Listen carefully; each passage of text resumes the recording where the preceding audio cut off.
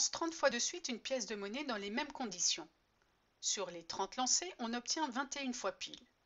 Peut-on considérer que la pièce est bien équilibrée? Pour répondre à cette question, on va utiliser un intervalle de fluctuation asymptotique au seuil de 95%.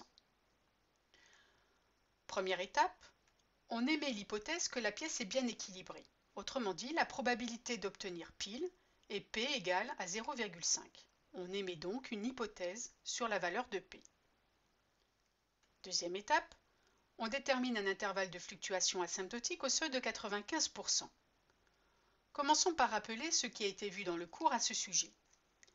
Si les trois conditions écrites ici sont vérifiées, alors cet intervalle est un intervalle de fluctuation asymptotique au seuil de 95%. P désigne la proportion du caractère dans la population et N la taille de l'échantillon. Ici, N est égal à 30. 30 est supérieur ou égal à 30.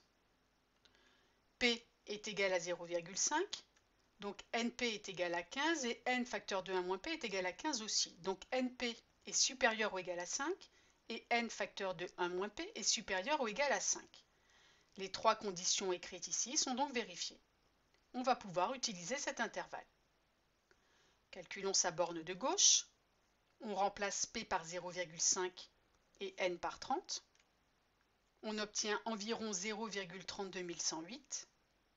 On fait la même chose avec la borne de droite et on obtient environ 0,67892.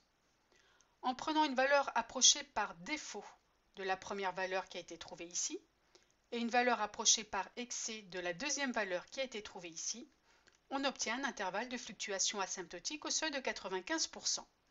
Prenons l'intervalle 0,3210, 0,6790. Passons à la conclusion. Est-ce que l'on accepte l'hypothèse ou non? L'hypothèse qui a été faite, c'est que la pièce est bien équilibrée. Pour savoir si on rejette l'hypothèse ou non, il faut calculer la fréquence d'apparition du pile dans l'échantillon. F, cette fréquence, est ici égale à 21 sur 30, ce qui fait 0,7. Et 0,7 n'appartient pas à I.